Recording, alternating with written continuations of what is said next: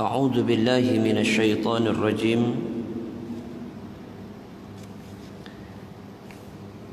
بسم الله الرحمن الرحيم السلام عليكم ورحمة الله وبركاته. Kita mulakan dulu majlis ilmu kita pada malam ini dengan bacaan Ummul Kitab Al-Fatihah. A'udzubillahi minasyaitanir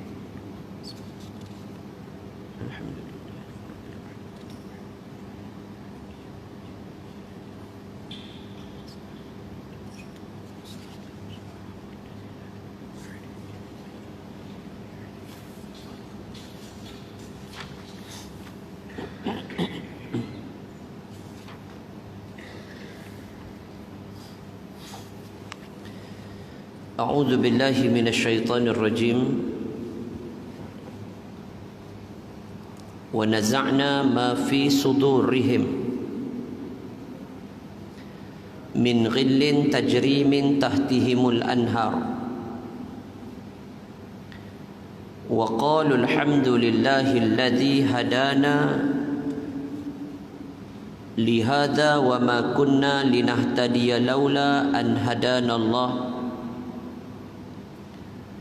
لقد جاءت رسل ربنا بالحق ونودوا أن تلكم الجنة أورثتموها بما كنتم تعملون أشهد أن لا إله إلا الله وحده لا شريك له وأشهد أن سيدنا محمدا عبده ورسوله ونصلي ونسلم على رسول الله حبيبنا وشفيعنا وزخرنا ومولانا محمد وعلى آله وأصحابه ومن تبعهم بإحسان إلى يوم الدين سبحانك لا علم لنا إلا ما علمتنا إنك أنت العليم الحكيم رب اشرح لي صدري ويسر لي أمري واحلل عقدة من لساني يفقه قولي اللهم افتح علينا فتوح العارفين وارزقنا فهم النبيين وإلهام الملائكة المقربين أمسينا على فطرة الإسلام وكلمة الإخلاص وعلى دين نبينا محمد صلى الله عليه وسلم وعلى ملة أبينا إبراهيم حنيفا وما كان من المشركين اللهم يسر ولا تعسر ربي تميم بالخير. Berbahagia Tuan Imam, pegawai masjid, ngurusi dan barisan jawatan kuasa masjid, tuan-tuan hadirin muslimin muslimat yang dikasihi dan moga-moga dirahmati dan diberkati oleh Allah Subhanahu wa taala. Alhamdulillah, tama-tamanya dan selama-lamanya marilah sama-sama kita panjatkan rasa syukur kita kehadrat Allah Subhanahu wa taala kerana dengan limpah izin, rahmat dan hidayah daripada Allah Subhanahu wa taala, maka pada malam ini dapat sama-sama sekali lagi kita berada di dalam masjid kita ni lah. Semata-mata kita nak mencari dan kita nak mengejar kebaikan dalam kehidupan kita dan juga keredaan daripada Allah Subhanahu wa taala. Sebab itulah dalam kehidupan kita ni, biarlah hidup kita ni hidup yang senantiasa dipandu dengan rahmat dan kasih sayang Allah. Ihdinas siratal mustaqim, tunjukkanlah kami jalan yang lurus. Siratal ladzina an'amta alaihim, jalan orang yang engkau beri nikmat. Dan kata Allah, sebahagian jalan yang Allah bagi nikmat ni adalah kamu berdiri teguh di atas jalan orang-orang yang soleh. Maka sudah tentu amalan-amalan soleh, amalan-amalan kebaikan yang kita buat, kita akan tergolong dalam kalangan hamba-hamba Allah yang diberikan dengan kenikmatan dan diberikan dengan jalan petunjuk ke arah jalan syurga Allah Subhanahu wa taala. Hadirin muslimin muslimat yang dikasihi sekalian, itu kalau kita nak menuju kepada jalan syurga Allah, sudah tentu kita perlu berada pada atas jalan yang lurus ni. Mudah-mudahan tiap-tiap pagi dengan doa yang kita ungkapkan di hadapan Allah, Allahumma hdini fi man hadait, ya Allah tunjukkanlah aku jalan. Allahumma hdini, ya Allah bagilah aku petunjuk. Kita minta pada Allah, bangun je daripada tidur, terus kita minta Allah bagi kita petunjuk. Jalan hidup atas dunia ni banyak berliku, banyak cabang, ada kanan, ada kiri, macam-macam kan. Tapi mudah-mudahan dengan apa yang kita buat dan laksanakan ini, Allah berikan kita dengan jalan kebaikan. Baik, hadirin muslimin muslimat yang dikasihi sekalian, malam ni insya-Allah akan kita tengok kitab kita balik. Lama kita berhenti hari itu, dan malam ni kita tengok berkaitan dengan kitab kita. Masih lagi kita mentelaah kitab masa, detik masa dalam Islam, Al-Waqtu fi Hayatil Muslim. Kitab yang ditulis dan dikarang oleh Syekh Al-Alamah Dr. Yusuf Al-Qardawi, berkaitan dengan apa yang kita nak sebutkan malam ini. Baik, dalam kitab ini disebutkan bahawa pengisian masa kosong, Islam telah menggariskan betapa banyaknya nikmat dalam hidup kita. Hidup ni banyak nikmat. Allah sebut dalam Quran, wa in ta'uddu ni'matallah la tuhsuha. Kalau kamu nak hitung nikmat yang kami bagi ni, kata Allah, la tuhsuha, nescaya kamu tak mampu hitung. Sebab terlalu banyaknya nikmat yang Allah bagi. Dia kata, nikmat kelapangan merupakan suatu nikmat yang ramai di antara manusia yang lalai atau tidak tahu menghargai dan bersyukur di atas nikmat tersebut. Nikmat lapang ni tuan-tuan, satu nikmat yang kadang-kala manusia terlupa, leka, ghaflah, lalai. Lalai tuan-tuan, nikmat masa lapang. Dia ingat masa lapang ni dia buat apa tuan-tuan? Dia main game. Kerja dia main game. Masa lapang main game. Masa lapang tidur. Masa lapang tengok TV. Tuan-tuan, ni ramai orang yang terlupa tentang nikmat ni.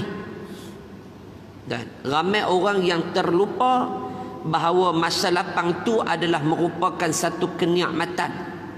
Ni Nabi sebut dalam satu hadis, Nabi kata, ni'matan min ni'amillah maghbunun fihi ma kathirun minan nas, as-sihah wal faragh. Nabi kata ni'matan, dua nikmat, min ni'amillah, daripada nikmat-nikmat Allah, maghbunun fihi ma kathirun minan nas, yang kebanyakan manusia ini dia lalai. Apa dia? Yang pertama Nabi kata as-sihah, nikmat sihat. Ni malam ni yang kita boleh main masjid ni sebab apa? Allah bagi kita nikmat sihat. Syukur tak tuan-tuan? Syukur. Ada orang yang tak sihat, kita alhamdulillah sihat tuan-tuan, boleh main masjid, boleh main jemaah. Maghrib datang, Isyak datang, subuh datang, Zuhur pun datang, Asar pun datang. Pasal apa? Sebab sihat. Dalam banyak kawan-kawan kita tiba-tiba tengok kanan, tengok kiri, ada satu orang tak main. Sebelum ni memang main, nampak aja di masjid. Tapi malam tu dia tak ada. Kita perhati kanan, perhati kiri, duk perhati keliling kita. Tak ada ni haji ni. Rupanya tak sihat. Tuan-tuan, dia tidak boleh bersama dengan jemaah kita. Nampak? Jadi kita pun rasa sedih. Haji tak sihat. Jadi kita pun pilah ziarah dia. Kita yang ada malam ni sebab kita sihat. Jadi gunakan nikmat yang ada. Baik. Yang kedua, Nabi kata wal faragh, nikmat masa lapang. Ni pun manusia kadang-kala lupa dan lalai. Masa lapang dia tuan-tuan banyak kita guna pada jalan yang kadang-kala dia tidak memberi manfaat pada diri dan ummah. Masa lapang ni kadang-kala bila kita terlupa, galik, leka sikit, benda ni kadang-kala dia tidak memberi manfaat pada diri kita dan ummah. Kalaulah benda ni tak berlaku tuan-tuan, kita kena tengok balik. Nabi pernah sebut dalam satu hadis, Nabi kata al-kayyisu man dana nafsah. Orang yang cerdik adalah orang yang senantiasa menghitung diri dia. Man dana nafsah wa amila lima ba'dal maut. Dan kata Nabi, orang yang cerdik ini ialah mereka beramal. Wa amila lima ba'dal maut, selepas hari mati mereka. Beramal sebagai satu persediaan untuk hari mati mereka. Ini orang yang cerdik. Maknanya apa?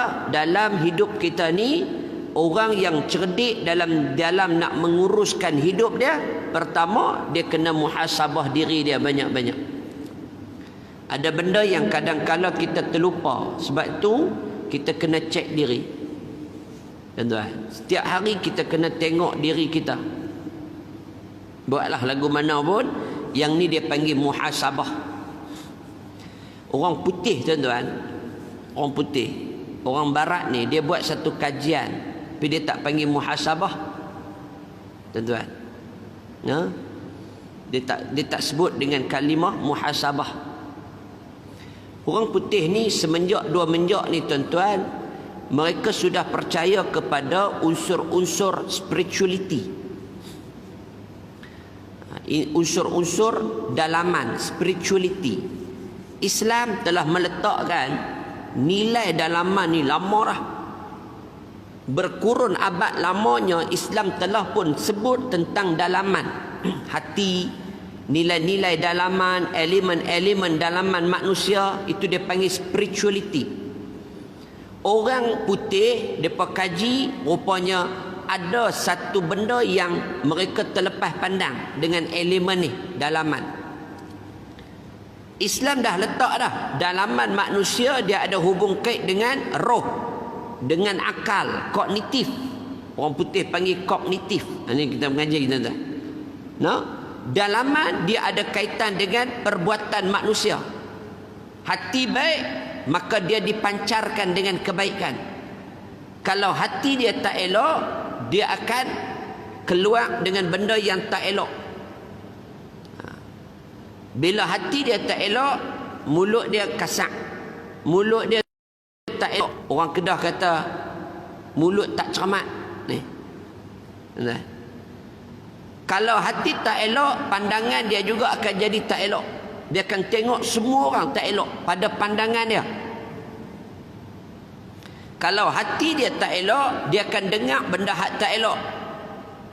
Kalau hati dia tak elok, tingkah laku dia juga akan dipancarkan, dipamerkan dengan benda yang tak elok. Orang putih tuan-tuan, bila depa ni depa cuba buat untuk bagi hidup manusia ni macam mana. Jadi depa buat konsep muhasabah. Islam dah sebut lama dah. Depa buat satu konsep muhasabah ni. Depa tak panggil muhasabah. Ada kalau kita nak muhasabah ni, kita boleh gunalah kaedah ni. Boleh guna. Kaedah apa? Orang apa nama kaunseling, orang pekerja sosial ni dia pakai kaedah, dia panggil SWOT. Tuan-tuan kalau nak tengok boleh muhasabah dengan cara ni. Boleh. Tuan-tuan ambil sekeping kertas A4 tu, tuan-tuan belah 4. A4 tu kan, tuan-tuan garis 4. Atas penjuru tu tuan-tuan SWOT, SWOT. S ni strength, kekuatan diri kita. Ni biasanya apa korporat dia dah buat lah. Tapi kalau kita nak buat untuk diri sendiri pun boleh. Strength maknanya kekuatan, cari kekuatan diri. Di sebelah dia tuan-tuan tulis W, weakness, kelemahan diri. Tuan-tuan senaraikan apa kelemahan diri kita. Jangan diri orang, diri kita lah. Apa dia kelemahan diri? Cakap kasar, rongoh, suka marah orang, apa bla bla bla bla kan. Di bawah dia tu tuan-tuan tulis O, opportunity, peluang. Apa peluang yang kita ada? Enggak. Kita ada mak mentua yang baik, contohnya kita ada jiran yang baik, jiran yang memahami kita, kita ada kekuatan masjid kita yang banyak program agama, kekuatan kita ada isteri yang sangat memahami kita ada suami yang sangat prihatin, kekuatan. Di sebelah tu tuan-tuan senaraikan, di sebelah tu T, threatness, ancaman. Apa ancaman kita dalam hidup ni? Apa ancaman? Benda-benda yang kadang-kala dia boleh mendatangkan kesan yang besar dan mudarat. Apa dia, tuan-tuan? Maka senarai ni kita cuba untuk jadi orang yang lebih baik. Ini di antara contoh yang kita boleh buat dalam hidup kita untuk kita bermuhasabah diri, selain daripada apa yang diajar oleh ulama. Yang keduanya kata Nabi, orang yang cerdik ni siapa? Orang yang beramal untuk hari mati dia. Maknanya apa? Dalam ruang masa yang kita ada ni, Nabi pernah sebut wal faraq, masa lapang. Buat apa? Beramal. Sayyidina Ali pernah menyebut dalam satu kata-kata Sayyidina Ali, di antara orang yang baik, kata Sayyidina Ali, iaitulah buat apa? Sayyidina Ali kata al-amalu bitanzil. Dia beramal dengan apa yang Allah turunkan melalui Al-Quran dan hadis baginda Nabi SAW. Jadi hidup kita ni tuan-tuan, kita ada Al-Quran, benda yang menjadi pelengkap kehidupan manusia. Kita hari ini kita baca Quran, tetapi sejauh mana kita memahami dan kita bertadabbur dengan Al-Quran. Al-Quran dia bawa kita pada satu jalan kebaikan. Tapi sejauh mana kita bawa diri kita pada jalan Al-Quran, kita tadabbur Al-Quran dan kita beramal dengan intipati Al-Quran. Ni. Jadi masa lapang kita balik, kita tengok tang mana hak kita boleh perbaik diri kita, kita perbaik. Hak mana yang kita salah, kita perbetul. Ni. Waktu lapang kita cari masa untuk bagaimana nak memperjuangkan Islam. Al-Islamu ya'lu wa la yu'la alaih. Islam itu tinggi dan tidak ada yang lebih tinggi daripada Islam. Contoh. Ada orang dia nak cari amalan-amalan baik ni dengan apa yang dia ada. Dan kalau budak sekolah, cara budak sekolahnya. Kalau kita hak dah kerja ni, cara kita hak kerja. Dan Kalau dia mahir dari sudut apa, dia buat. Nah, ada budak tiga tempat satu masjid, tuan-tuan. Dia kalau mai masjid, tuan-tuan, dia akan duduk di tangga masjid ni. Orang yang masuk nak semayang di masjid ni, dia akan susun kasut hala keluar ni, susun elok ya, tuan-tuan. Budak form 4 baik sungguh budak ni. Dia akan susun, dia mencari pahala dengan jalan itu. Okey. Ada orang yang dia fikir satu benda yang dia boleh untuk bawa diri dia pada jalan Islam, apa sahaja, tuan-tuan. Hadirin yang dikasihi sekalian, ni di antara nikmat yang kadang-kala manusia lalai dan tidak tahu kita nak menghargai dan bersyukur dengan nikmat ni. Dimaksudkan, dia kata, dengan kelapangan masa, iaitu masa-masa yang tidak sibuk dengan urusan kerja buat di dunia, yang sampai menghalang seseorang itu dari melakukan amalan akhirat. Yang disebutkan, dia kata, dengan lapangnya masa ni pasal apa? Jangan pula kita disibukkan dengan urusan dunia, sehingga kan urusan dunia ni dimaklum kita melakukan akhirat. Nah, ada orang yang dia terlalu obses dengan kehidupan di atas dunia, tuan-tuan, sampai balik ni terpeleot, tak boleh buat apa dah, tuan-tuan. Ini sangat bahaya. Jangan sampai kehidupan atas dunia ni, kita mengejar hidup atas dunia sampai kita terlupa dan leka dengan apa yang kita patut buat persediaan untuk hari akhirat. Lepas itu bila masjid atau program-program agama, tuan-tuan, setiap hari, setiap malam ni, kita carilah satu ruang untuk kita main masjid. Dan kita cari satu ruang masjid ni, kita main, kita ada ruang yang banyak, boleh niat i'tikaf, dapat pahala dah, tuan-tuan. Duduk saja, tidur pun boleh dapat pahala, tuan-tuan. Ya, kita duduk dalam masjid ni, tuan-tuan, kita zikir, dapat pahala dah. Wirid, kita semayang jemaah, tuan-tuan, semayang sunat, pahala besar, tuan-tuan. Jadi ada ruang, mainlah. Ya. Baik, dia kata, tidak dinafikan bahawa banyak terdapat dalil-dalil yang menggalakkan manusia supaya mencari rezeki. Dia kata tak nafi. Banyak dalil yang disebutkan dalam Quran dan juga hadis baginda Nabi untuk kita keluar cari rezeki. Betul. Tetapi janganlah pula sampai karam di dalam kehidupan untuk mengejar dunia sehingga mengendalakan amalan ibadat terhadap Allah Subhanahu wa taala. Dia kata janganlah pula pergi cari satu kerja yang sampai kadang-kala tak sempat untuk dia nak buat amal akhirat. Ada satu kerja yang kadang-kala kita terpaksa tak solat, contohnya. Kenapa? Sebab sibuk dengan kerja tu sampai tak boleh nak sembahyang. Ini lorak, tuan-tuan. Jadi carilah satu kerja yang boleh memberikan manfaat untuk diri kita dan kehidupan kita selepas ni, tuan-tuan. Nak cari kerja, carilah yang baik-baik, silakan. Kerja apa pun semua baik-baik. Tapi apa yang kita nak bawa dalam hidup kita, biar pekerjaan itu menguntungkan kehidupan kita di dunia, dan pekerjaan ini juga memberikan keuntungan kita di akhirat, tuan-tuan. Jadi orang yang baik, fikir tengok. Ada orang yang tak sempat masa untuk nak solat. Ini celaru, tuan-tuan. Haru biru sungguh.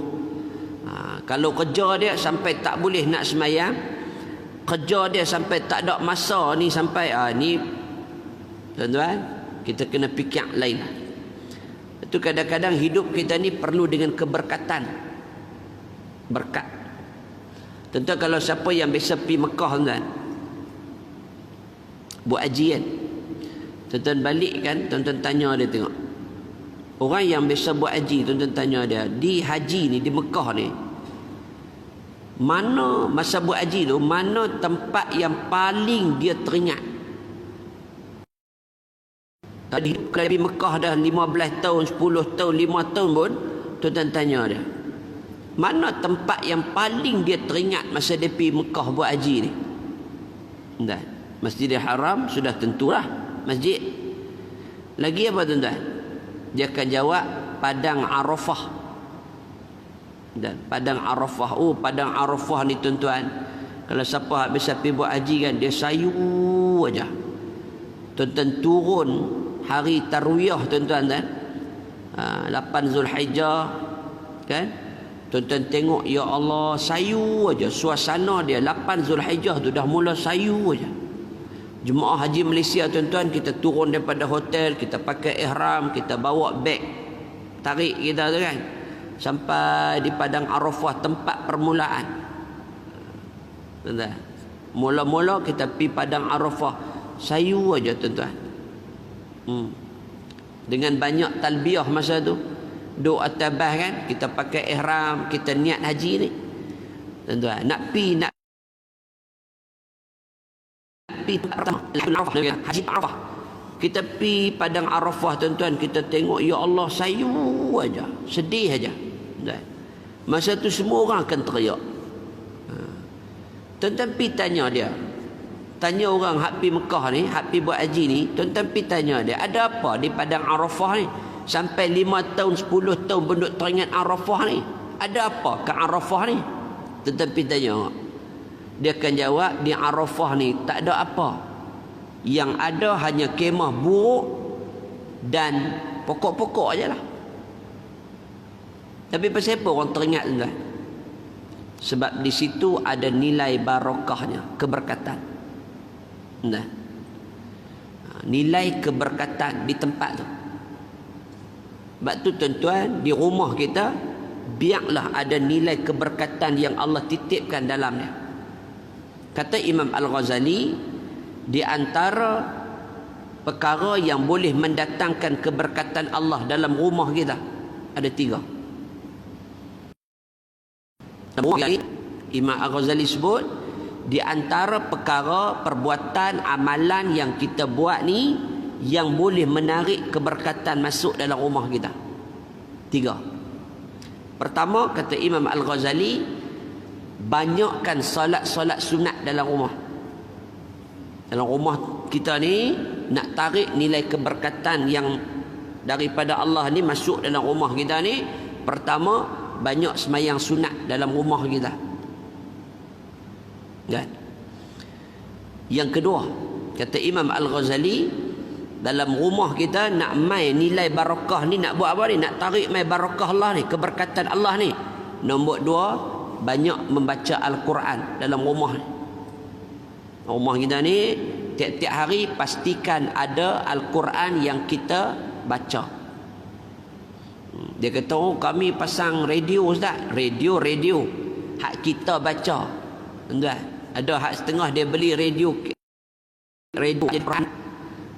dia malam dia tidur, dia bubuh, dia keluar pergi supermarket, dia bubuh kan, dia pasang hak tu 24 jam boleh pasang. Sampai net rosak lah tuan-tuan, buh sampai 24 jam. Dia tak baca-baca ke? Dia harap radio tu ya baca. Radio hak elektronik tu kan, dia harap radio tu lah baca. Dia tak nak baca Al-Quran. Nah, ni kita kena baca Quran. Di mana? Rumah kita. Yang ketiga, kata Imam Al-Ghazali, nak tarik nilai keberkatan dalam rumah kita, yang ketiga, bawa balik pendapatan daripada sumber-sumber yang halal. Nah, bukan benda-benda yang haram dan bukan benda-benda yang syubhah. Nah, sebab tu Ibrahim Adham, seorang ahli sufi, satu hari tuan-tuan, perjalanan dia ni makan masa 2 hari. Dia bawa balik bungkusan kurma, tak? Satu riwayat sebut dia bawa balik tamar, dia beli tamar ni dengan bilangan tamar tertentu. Dia sampai di rumah dia tuan-tuan, dia tengok tamar yang dia beli ni lebih 1. Tamar ni dia buka-buka ni, tengok-tengok lebih sebiji. Tuan-tuan, Ibrahim Adham dia siap-siap, dia hantar balik kurma hak 2 hari punya perjalanan tuan-tuan, sebab ada benda syubhah yang timbul. Kita tuan-tuan tarak pasal balik beli roti canai 10 biji tuan-tuan, balik-balik bilang lebih 1 sebelah. Dia duk kata tak apa, orang sedekah kot, makan bila. Tuan-tuan, tu kita jauh beza tuan-tuan, langit dengan bumi ni. Nah, sebab tu bawa balik benda-benda yang halal, jangan dimasukkan dengan elemen-elemen syubhah, dan apatah lagi benda-benda yang haram. Dah. Nah, yang kita nak bawa balik benda yang baik, makan jaga sumber makanan kita. Lah ni jadi celaru tuan-tuan, makan kita ni dia halal balai. Ni yang kita bimbang sungguh tuan-tuan, no? Dunia hari ini kita diancam dengan ancaman akidah. Ni dunia lah macam-macam, diancam dengan ancaman akidah. Baru ni tuan-tuan, ada satu sahabat saya, dia hantar satu video ada satu budak sekolah, tak tahulah sekolah mana, tapi sekolah asrama lah, sebab apa nama SPM kot kan. Jadi budak-budak ni tuan-tuan, dia pelekat dekat pintu dom bilik tidur dia tu, dom tu. Dia buat, dia tulis apa nama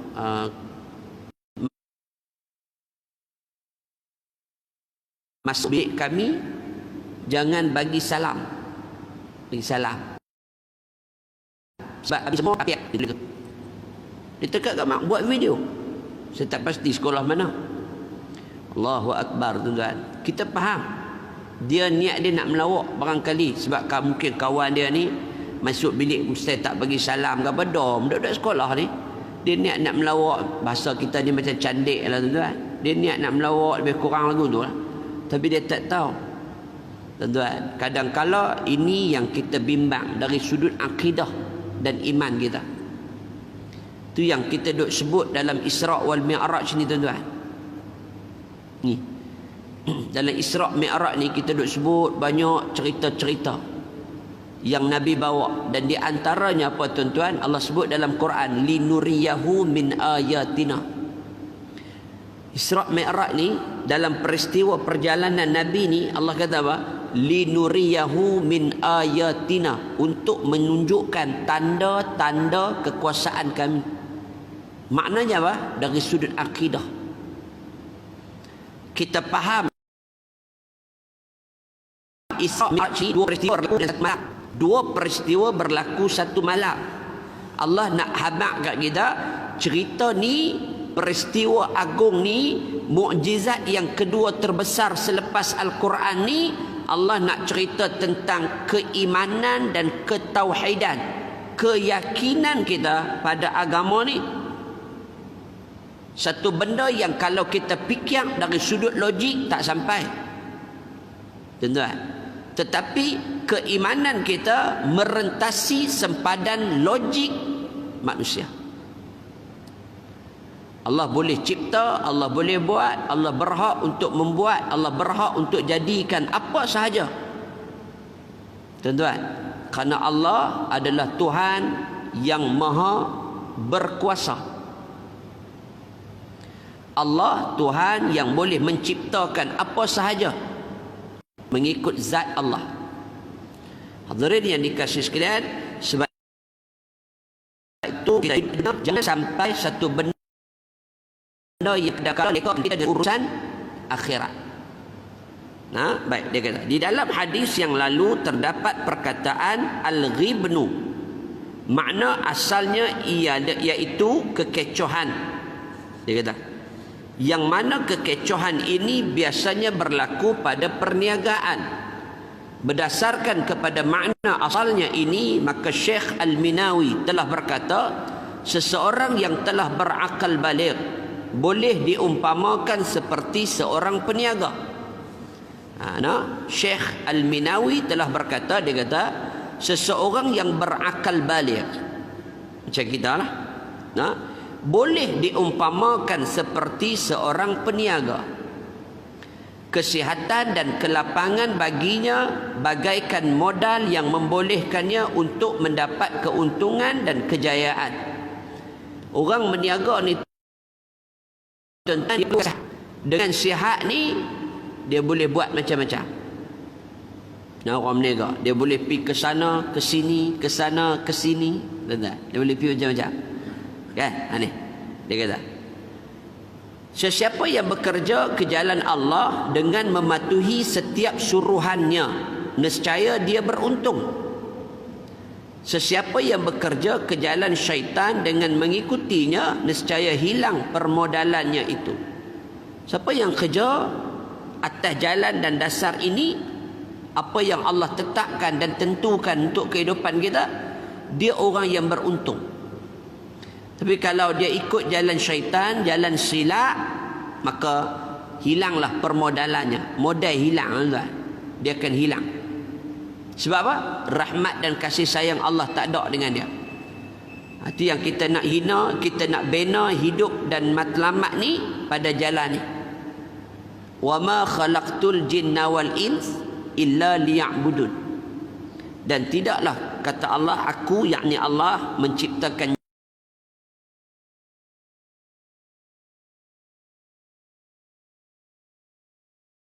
jin dan manusia.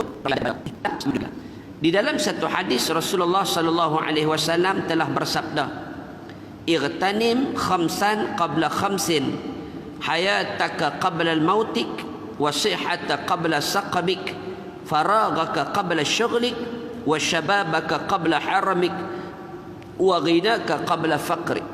Hadis ini tuan-tuan biasa dengar.